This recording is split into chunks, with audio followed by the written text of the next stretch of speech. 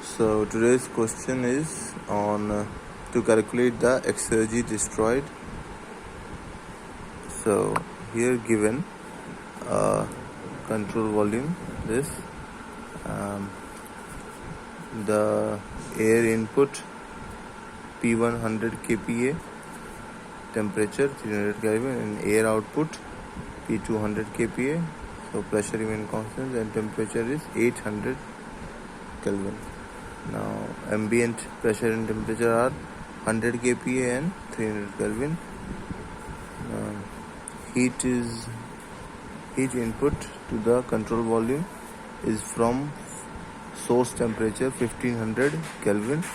Heat output to the sink from the control volume, that is 300 kilojoule per kg, to sink temperature 750 Kelvin. There would be some work output, overall work output W.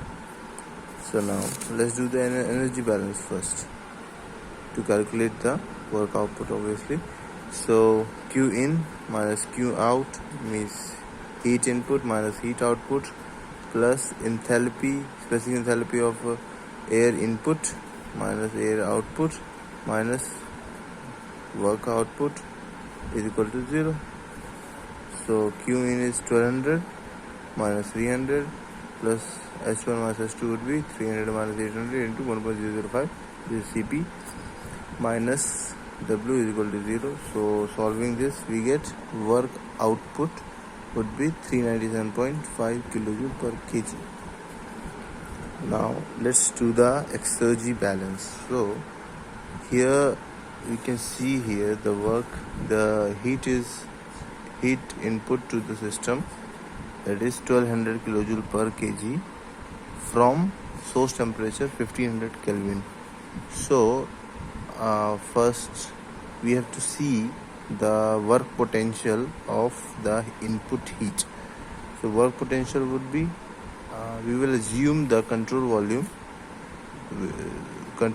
and surrounding. The surrounding has some boundary, and the surrounding has a boundary temperature to be 1500 Kelvin.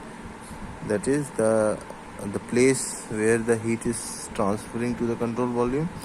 That is here, this temperature is considered to be also 1500 Kelvin. So exergy due to heat input would be 1 minus T naught by T source into Q in. T source is here, same temperature, that is boundary temperature of heat input, and T naught is ambient Q in. Similarly, the boundary temperature at the exergy out due to heat out, the boundary temperature here is assumed to be 750 Kelvin. So similarly, 1 minus T naught by T sink into Q out minus W because work is going out, plus exergy input, this one, minus exergy out x2 minus exergy destroyed, overall exergy destroyed is equal to 0. So we are putting these values this from here. So and x1 minus x2, this is the control volume. So the equation is H1 minus H2 minus T naught S1 minus S2. Potential and kinetic energy are neglected. Change in potential and kinetic energy are neglected. Minus X destroyed is equal to 0. So solving these three we get this. Now H1 minus H2 would be Cp T1 minus T2 and similarly minus T naught 300. S1 minus S2 would be Cp ln T1 by T2 minus R ln P1 by P2. P1 and P2 are equal, so that term would be 0 and only this term remains, 1.00 Cp ln T1 by T2 minus X destroyed equal to 0.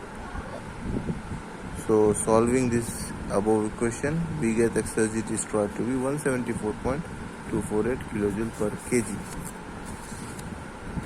Now this exergy destroyed can also be calculated by doing entropy balance.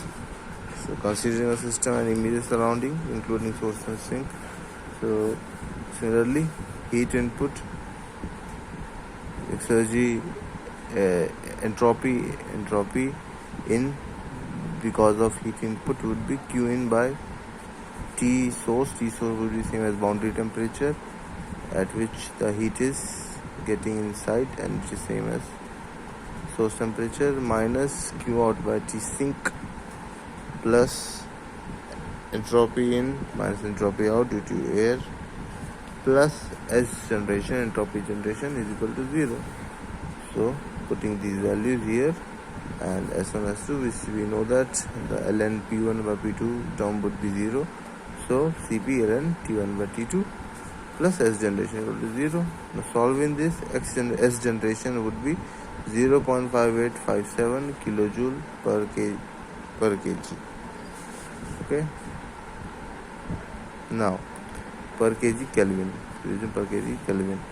So now exergy destroyed is T naught into S generation, that is ambient temperature into entropy generation. So multiplying this, we get exergy destroyed to 175 kJ per kg, which is same as above case, almost same as above case.